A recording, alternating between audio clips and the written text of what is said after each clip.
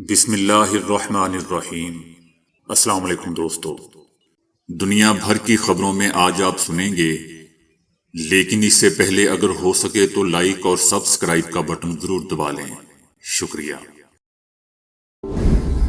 امریکی اخبار Wall Street Journal نے اسرائیل پر ایرانی حملے کے حوالے سے اپنی رپورٹ میں لکھا ہے کہ اسرائیلی دفاعی سسٹم آئرن ڈوم ایرانی جدید ہتھیاروں کا مقابلہ کرنے کی صلاحیت نہیں رکھتے۔ اخبار لکھتا ہے کہ حزب اللہ لبنان کے پاس بھی ہزاروں مارٹر گولے، راکٹ اور میزائل موجود ہیں جو کسی بھی وقت اسرائیل پر داغے جا سکتے ہیں۔ وال سٹریٹ جرنل نے سرخی لگائی ہے کہ کیوں اسرائیل کو ایرانی حملوں کا مقابلہ کرنے کے لیے آئرن ڈوم سے پیش رفتہ سسٹم کی ضرورت ہے۔ اس سوال کے جواب میں اس امریکی اخبار نے لکھا ہے کہ تل ابیب کو ایران اور اس کے اتحادیوں کے منظم حملے کا انتظار ہے جو کہ اسرائیلی دفاعی نظام کے لیے ایک بڑی آزمائش ہوگی۔ اخبار مزید لکھتا ہے کہ حزب اللہ کے ڈرون طیارے نچلی سطح پر پرواز کرتے ہوئے صہیونی ریڈار سسٹم کی نظروں سے بچ کر ہدف کو نشانہ بنا سکتے ہیں۔ شام نے کہا ہے کہ ہمیں مشرق وسطی میں کسی بھی قسم کے حالات کے لیے تیار رہنا چاہیے۔ مغربی ایشیائی خطے میں کشیدہ صورتحال کے پیش نظر کچھ بھی ممکن ہے۔ صورتحال بہت کشیدہ ہے اور کچھ بھی ممکن ہے، لہذا تمام آپشنز میز پر ہیں اور ہمیں کسی بھی قسم کے حالات کے لیے تیار رہنا چاہیے۔ غیر قانونی اسرائیلی رجیم نہ صرف گزشتہ 10 مہینوں سے نہتے فلسطینیوں کا قتل عام کر رہی ہے بلکہ اس نے غزہ کا تمام انفراسٹرکچر بھی تباہ کر کے رکھ دیا ہے، اور اب جب کہ غزہ میں کچھ نہیں بچا تو اس سفاک رجیم کی جارحیت ایران تک جا پہنچی ہے۔ صہیونیوں نے تہران میں اسماعیل ہنیہ کو شہید کر ڈالا، جبکہ مرحوم شہید اسماعیل ہنیہ ہمہ وقت فلسطینی عوام کے مسائل کے حل میں لگے رہتے تھے، لہذا مظلوم فلسطینی عوام ضرور جیتیں گے۔ شام کا کہنا ہے کہ اسرائیلیوں کو جان لینا چاہیے کہ اگر مزاحمتی لیڈروں میں سے کوئی ایک مارا جاتا ہے تو فلسطین کی حفاظت کے لیے اس کی جگہ کوئی دوسرا ضرور لے گا۔ شام کا کہنا ہے کہ صہیونی رجیم نے تقریباً 40,000 فلسطینیوں کو شہید کر دیا ہے، جن میں 15,000 بچے اور 13,000 خواتین بھی شامل ہیں۔ غالباً مزید کئی ہزار لوگ تباہ شدہ مکانات کے ملبے تلے دبے ہوئے ہیں اور ان کی باڈیز ابھی تک نہیں نکالی گئی۔ غزہ پر مسلط کردہ انسانیت سوز صہیونی جنگ سمیت غاصب صہیونی رجیم کی ہر قسم کی جارحیت امریکہ کی ہری جھنڈی کے ساتھ انجام پاتی ہے۔ اب وقت آ چکا ہے کہ اسرائیل نہ صرف گولان کی پہاڑیوں سمیت تمام مقبوضہ علاقوں سے اپنی فوج کو واپس بلائے بلکہ جنگ بند کرتے ہوئے آزاد فلسطین کی ریاست بنانے کی بھی اجازت دے۔ شام کا کہنا ہے کہ امریکہ شام پر حملے کے لیے جو تیاری اسرائیلیوں کو دیتا ہے وہ عام لوگوں کو بھی قتل عام کرتے ہیں، جیسا کہ امریکہ کے ساتھ ساتھ مغربی ممالک کی اندھی حمایت سے بھی خطے سمیت دیگر علاقوں پر بھی اسرائیلی طیاروں کے حملے جاری ہیں۔ سینئر امریکی یہودی سینیٹر برنی سینڈر کا کہنا ہے کہ امریکی عوام غزہ میں جاری نیتن یاہو کی جنگ کی حمایت نہیں کرتے۔ اگر ڈیموکریٹک پارٹی الیکشن جیتنا چاہتی ہے تو اسے غزہ کے بارے میں اپنا نقطہ نظر بدلنے کی ضرورت ہے۔ مظلوم فلسطینی عوام کی نسل کشی کے تسلسل اور غزہ میں جاری غیر قانونی صہیونی رجیم کی انسانیت سوز جنگ کے خلاف دوستوں عالمی تنقید اور احتجاجات کا سلسلہ جاری ہے، جبکہ اسی حوالے سے سینئر امریکی یہودی سینیٹر برنی سینڈر نے بھی فلسطینی شہریوں کا قتل عام بند کرنے کا پھر مطالبہ کیا ہے۔ دوستو، یاد رہے کہ غزہ میں فلسطینی وزارت صحت نے اعلان کیا ہے کہ صہیونی جنگ کے 366ویں روز غاصب صہیونیوں نے غزہ کی پٹی میں 2 نئے جنگی جرائم کا ارتکاب کیا ہے، جن میں مزید 24 فلسطینی شہری شہید کر دیے گئے ہیں، جبکہ گزشتہ سال 7 اکتوبر کے بعد سے شروع ہونے والی جنگ غزہ کے شہداء کی کل تعداد 39,677 ہو گئی ہے۔ یورپی یونین نے غزہ کے عوام کو بھوکے مار ڈالنے سے متعلق غاصب اسرائیلی وزیر خزانہ کے بیانات کی شدید مذمت کی ہے۔ غزہ کی پٹی کے عوام کو بھوکے مار ڈالنے کے بارے میں غاصب صہیونی رجیم کے وزیر خزانہ کو مجرمانہ اور غیر انسانی بیانات کی یورپی یونین کے سیکرٹری امور نے شدید مذمت کی ہے۔ یورپی یونین کا کہنا ہے کہ ہم غزہ کے شہریوں کو بھوکے مار ڈالنے کے حوالے سے جاری ہونے والے اسرائیلی وزیر خزانہ کے حالیہ بیانات کی شدید مذمت کرتے ہیں۔ اس بات پر زور دیتے ہیں کہ عام شہریوں کو جان بوجھ کر بھوکا رکھنا ایک جنگی جرم ہے۔ صہیونی رجیم کی جانب سے بین الاقوامی قانون اور انسانیت کے بنیادی اصولوں کی ایک بار پھر توہین کو ثابت کرتا ہے۔ اقوام متحدہ نے غاصب صہیونی رجیم کے اہلکاروں کے جرائم کے خلاف کسی بھی قسم کا مقدمہ نہ چلائے جانے پر شدید تنقید کی ہے۔ صدا تیمان نامی صہیونی حراستی مرکز میں فلسطینی قیدیوں کے ساتھ جو کچھ ہوا وہ جان بوجھ کر اور جیل حکام کی ملی بھگت سے کیا گیا۔ اقوام متحدہ کا کہنا ہے کہ ہمیں اسرائیلی جیلوں میں فلسطینی قیدیوں کے خلاف اسرائیلی فوجیوں کے حملوں کی اطلاعات موصول ہوتی رہتی ہیں۔ اقوام متحدہ کے لیے انسانی حقوق کی خصوصی رپورٹر نے وضاحت کی ہے کہ یہ واقعات افسوسناک ہیں اور ہم مغربی میڈیا کی خاموشی پر بھی حیران ہیں۔ فلسطینی قیدی کئی دہائیوں سے غاصب صہیونی فورسز کے غیر انسانی سلوک کا شکار ہیں، جبکہ یہ سلوک 7 اکتوبر کے روز شروع ہونے والے طوفان الاقصی آپریشن کے بعد سے کہیں بڑھ چکا ہے۔ اقوام متحدہ کا کہنا ہے کہ فلسطینی بچوں کے ساتھ غیر انسانی سلوک جنگی جرم ہے۔ اقوام متحدہ کے لیے انسانی حقوق کی خصوصی رپورٹر نے کہا ہے کہ اسرائیلی جیلوں میں فلسطینی قیدیوں کے خلاف صہیونی فوجیوں کے جرائم کو بیان کرنے کے لیے میرے پاس الفاظ نہیں ہیں۔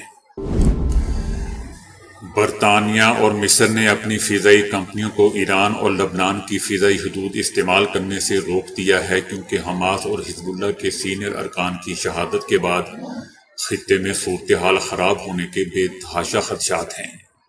انہیں خدشات کے پیش نظر برطانیہ اور مصر نے اپنی فضائی کمپنیوں کو ایران اور لبنان کی فضائی حدود استعمال کرنے سے روکا ہے۔ دوسری جانب ایران نے اپنی مغربی حصے کی فضائی حدود سے گریز کرنے سے متعلق ہدایات کی تردید کی ہے۔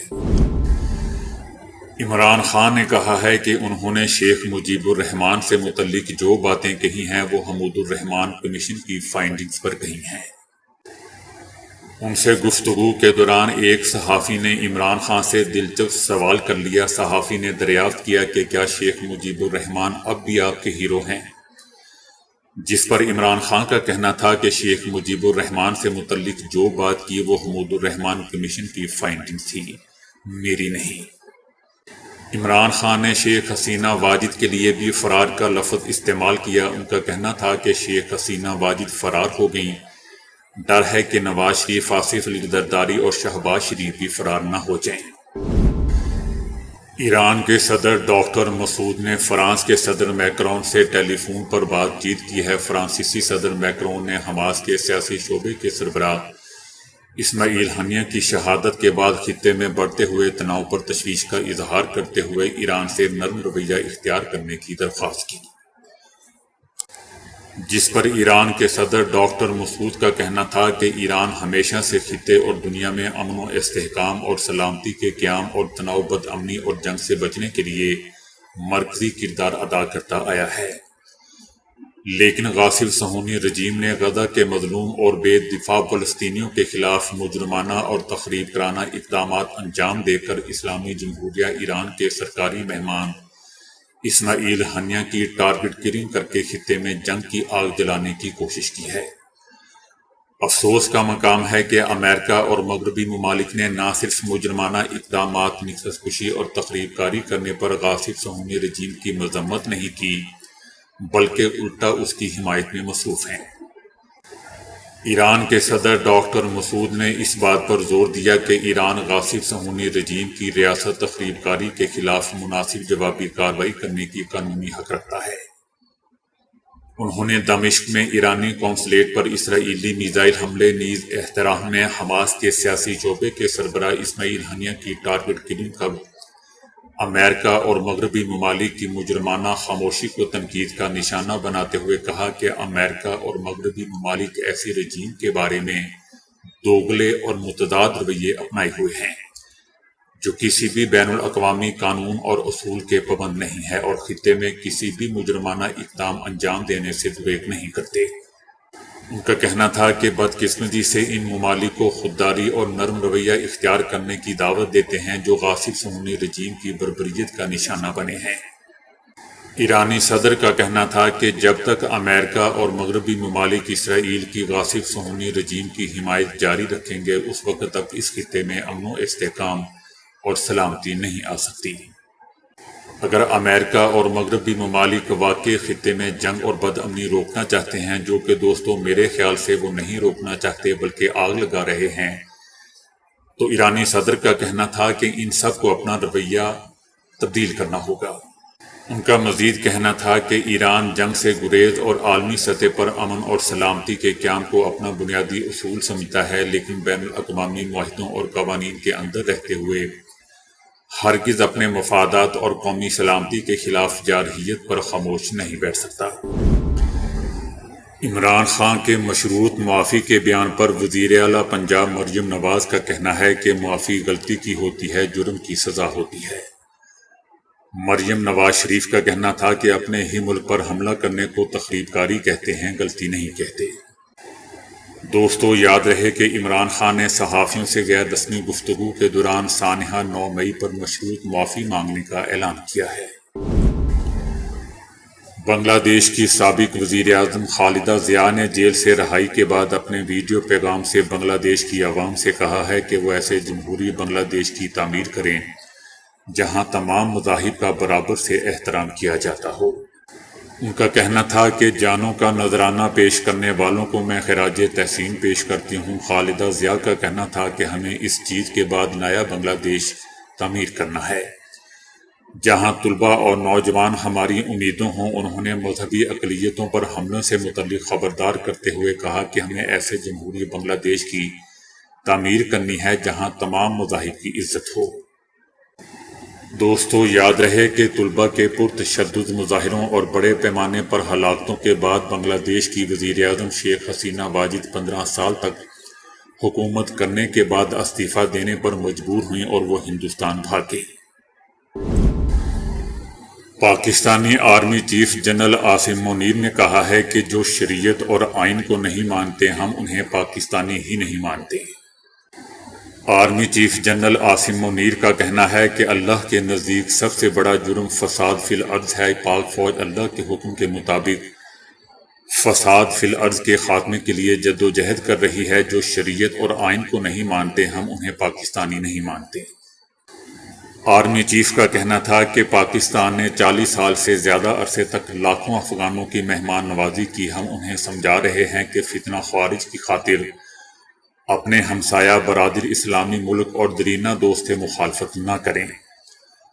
تخریب کاری کی جنگ میں ہمارے پختون بھائیوں اور خیبر پختونخوا کے عوام نے بہت قربانیاں دی ہیں اور ہم ان کی کاوشوں کو سراہتے ہوئے ان کے ساتھ کھڑے ہیں۔ ان کا کہنا تھا کہ خوارج ایک بہت بڑا فتنہ ہے جن کے بارے میں علامہ اقبال نے فرمایا تھا کہ اللہ سے کرے دور تو تعلیم بھی فتنہ، املاک بھی، اولاد بھی، جاگیر بھی فتنہ، نا حق کے لیے اٹھے تو شمشیر بھی فتنہ، شمشیر ہی کیا نعرہ تکبیر بھی فتنہ۔ آرمی چیف کا کہنا تھا کہ ہم لوگوں کو کہتے ہیں کہ اگر احتجاج کرنا ہے تو ضرور کریں لیکن پرامن رہیں۔ شدت پسندی پر بار کرتے ہوئے ان کا کہنا تھا کہ اللہ تعالیٰ کا فرمان ہے کہ دین میں جبر نہیں ہے۔ جرائم اور اسمگلنگ مافیا تخریب کاری کی پشت پناہی کر رہے ہیں۔ سوشل میڈیا کے ذریعے انتشار پھیلایا جاتا ہے۔ ناموس رسالت پر بات کرتے ہوئے آرمی چیف کا کہنا تھا کہ کسی کی ہمت نہیں جو رسول پاک صلی اللہ علیہ وآلہ وسلم کی شان میں گستاخی کر سکے۔ جنرل عاصم منیر کا کہنا تھا کہ کسی نے پاکستان میں انتشار کی کوشش کی تو رب کریم کی قسم ہم اس کے آگے کھڑے ہو جائیں گے۔ دنیا کی کوئی طاقت پاکستان کو نقصان نہیں پہنچا سکتی کیونکہ یہ ملک قائم رہنے کے لیے بنا ہے۔ اس پاکستان پر لاکھوں عاصم منیر، لاکھوں سیاستدان اور لاکھوں علماء قربان، کیونکہ پاکستان ہم سے زیادہ اہم ہے۔ ان کا کہنا تھا کہ اگر ریاست کی اہمیت جاننی ہے تو عراق، شام اور لیبیا سے پوچھو۔ آرمی چیف کا مزید کہنا تھا کہ جو یہ کہتے تھے کہ ہم نے 2 قومی نظریے کو خلیج بنگال میں ڈبو دیا ہے وہ آج کہاں ہے؟ کشمیر تقسیم پاک و ہند کا ایک نامکمل ایجنڈا ہے۔ فلسطین اور غزہ پر ڈھائے جانے والے مظالم دیکھ کر دل خون کے آنسو روتا ہے۔ فلسطین سے ہمیں یہ سبق ملتا ہے کہ ہم نے اپنی حفاظت خود کرنی ہے اور پاکستان کو مضبوط بنانا ہے۔ بعض لوگوں کو باتیں بھولنے کی عادت ہوتی ہے اور وہ اپنی اس عادت سے تنگ بھی ہوتے ہیں، لیکن اب سائنسدانوں نے نئی تحقیق میں اس حوالے سے ایسی بات بتا دی ہے کہ باتیں بھولنے والے لوگ سن کر شاید خوش ہو جائیں۔ دوستو، کوئی اور خوش ہو نہ ہو، میں تو ضرور ہوں گا، کیونکہ مجھے بہت بھولنے کی عادت ہے۔ آپ شاید یقین نہ کریں کہ ایک بار سوچ میں مگن میں فریج میں جرابیں رکھ آیا تھا۔ میاں نواز شریف کو بھی بھولنے کی عادت ہے، وہ بھی کہیں جانے سے پہلے جیب میں ہمیشہ پرچی رکھتے ہیں، اور یہ کوئی بری بات نہیں ہے۔ بہرحال میں کہہ رہا تھا کہ سائنسدانوں نے نئی تحقیق میں اس حوالے سے ایسی بات بتا دی ہے کہ باتیں بھولنے والے لوگ سن کر خوش ہو جائیں گے۔ یونیورسٹی آف ٹورنٹو کے سائنسدانوں نے اپنی تحقیق میں بتایا ہے کہ باتیں بھولنا انتہائی ذہین ہونے کی علامت ہوتا ہے۔ تحقیقاتی ٹیم کے سربراہ پروفیسر رکلینڈ کا کہنا تھا کہ یہ اہم ہوتا ہے کہ دماغ غیر متعلقہ چیزوں کو بھول جائے اور اصل مقصد پر توجہ مرکوز رکھے۔ چنانچہ جن لوگوں کے دماغ چیزوں کو بھول جاتے ہیں وہ بہتر فیصلہ کرنے کی صلاحیت کے حامل لوگ ہوتے ہیں، کیونکہ ان کے دماغ یکسو ہوتے ہیں۔ باتیں بھولنے والے دماغ صحت مند میموری سسٹم کے حامل ہوتے ہیں، اور وہ بالکل ایسے ہی کام کر رہے ہوتے ہیں جیسے ایک صحت مند اور ذہین انسانی دماغ کام کرتا ہے۔ دہی میں بعض بیکٹیریا دریافت ہوئے ہیں جو نہ صرف ہڈیوں کے فریکچر کو تیزی سے صحت مند کرتے ہیں بلکہ آپریشن کے بعد انفیکشن اور پیچیدگیوں کو بھی کم کر سکتے ہیں۔ تجرباتی طور پر دہی سے اخذ کردہ ایک قسم کے جرثومے کو الگ کر کے جب ٹوٹی ہڈیوں کی جراحی میں استعمال کیا گیا تو اس سے بہت زیادہ فائدہ ہوا، کیونکہ زخم تیزی سے بھرا اور انفیکشن میں کمی واقع ہوئی۔ چائنا کے ماہرین نے یہ بیکٹیریا دریافت کیا ہے۔ دلچسپ بات دوستو یہ ہے کہ ہڈیوں کے علاج میں عام طور پر ہونے والے انفیکشن کو بھی دہی کا بیکٹیریا کم کر سکتا ہے، اور اس کے بہت زبردست رزلٹ سامنے آئے ہیں۔ لیکن بعض شواہد یہ بھی ملے ہیں کہ یہ بیکٹیریا بہت سے امراض میں بھی مفید ثابت ہو سکتا ہے۔ تو دوستو، ابھی کے لیے اتنا ہی۔ ویڈیو کو لائک اور شیئر کرنے کا بہت بہت شکریہ۔